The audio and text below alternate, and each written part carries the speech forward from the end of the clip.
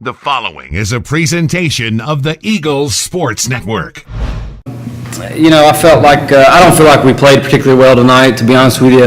After our performance that we had at Carolina the other night, I thought our offense was a lot crisper at Carolina, and so give Tennessee a lot of credit for how they disrupted what we were trying to do.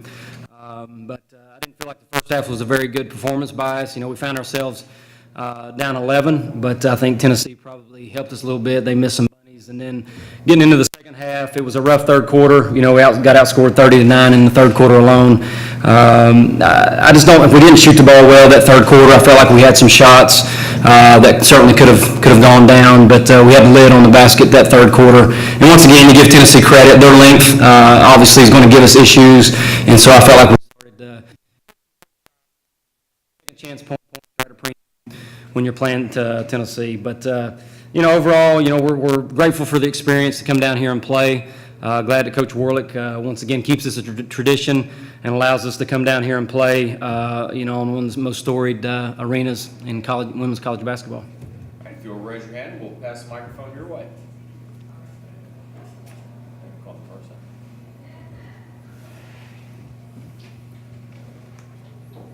Just for both of y'all, what do y'all, you had North Carolina right before this. What do y'all get from these types of matchups, plus going up against their size before you go down to Division II competition? I was talking to our Michael Watering, our radio guy, about what have we been able to get out of these games the last few years, and Carolina is a different set of challenges. They threw a lot of defenses at us, and we knew we were probably going to see those, and so the preparation for Carolina was one thing, and then to come to Tennessee, it's a completely different preparation.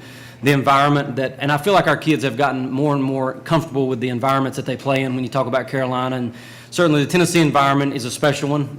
You're not going to find that many places.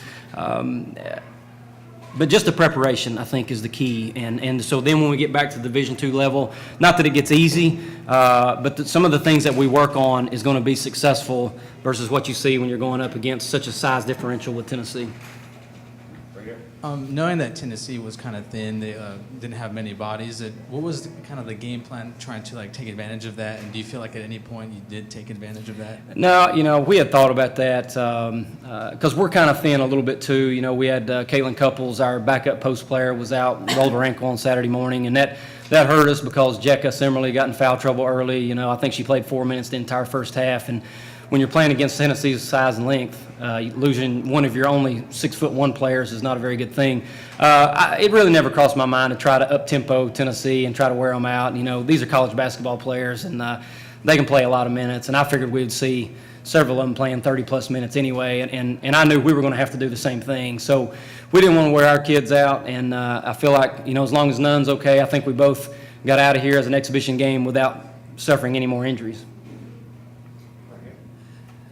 You guys, this is the second exhibition game you had, two of the most storied programs you said. Can you talk a little bit about the opportunity, especially since you kind of grew up around here, and a lot of people on the team this year are local kids, the opportunity to play here at Tennessee? It's awesome. Of course, every little girl growing up around here loves this program, wants to be a part of this program. And so I think just having the opportunity to play here is awesome. It's a blessing, to be honest, because, everybody wants to do it, so I'm really glad to be able to play here. Mike, what did you learn about your team from North Carolina and then tonight? That's a good question, Matt. I don't know what I learned, really. We played exceptionally well at North Carolina. We had a lead late in the third quarter. But Carolina, they'll put 4 kids out on the floor that are under 6 feet tall, so the matchups were a lot more favorable for us in that game. Coming here, I felt like we digressed, to be honest with you. I don't feel like we played near as well in this game. And so not that we'll take a step backwards by any means. One of the things that we struggled with at North Carolina was our transition D, but that's how Carolina plays. They're wanting to get the ball down your back. There's many times we would score and boom, they were right down our back in a hurry, and it kind of wore us down. And so we were hoping that we would improve in that aspect. But once again, I don't feel like we got back to the paint and built that forward, as we call it, and then fanned out from there. I felt like we allowed the ball handler to get down the floor before we ever got it picked up. And then you saw, post entries into easy layups out of transition. That's not going to work. Certainly won't work at our level, and it's certainly not going to work against Tennessee. So I don't feel like we got any better, if that answers your question, between Carolina and here. But we'll get back to work tomorrow. We got 3 days before we play USC Aiken on Friday, and we'll try to get those things corrected. Coach, a lot of the success of Tennessee is going to hinge on Diamond DeShields. She's obviously much healthier this season. Just what kind of a difficult matchup is she when she is so engaged as she was this evening? I told our players, we don't have an answer for her. We really don't. I mean, with her athleticism, her skill set, and what she can do inside and out, my disappointment there was we knew that the only way we had a chance to keep the game competitive was to make them shoot outside shots with their size and length. If you let them get the ball near the rim, they're probably going to be able to score. So we had to live by cutting off those gaps and making them pitch it out and shoot threes. And we did okay with that. But a lot of times when Diamond wanted to get to the rim, she got to the rim. And I don't feel like we did a good job of stepping over and taking that away from her. And so I'm glad that she sat for a good portion of the fourth quarter. I think she did there. Take a final question in the back. Coach, you're breaking in a new point guard, Harris. How did you feel like she performed tonight? I felt like she did well.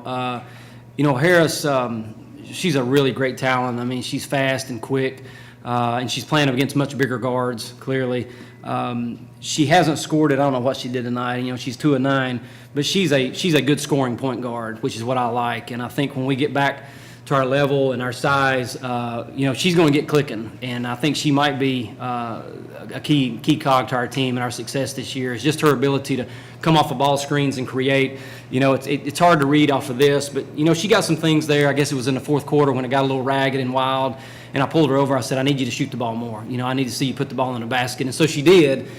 She just wasn't able to capitalize on some of those things. But she played really hard that fourth quarter to try and make some things happen.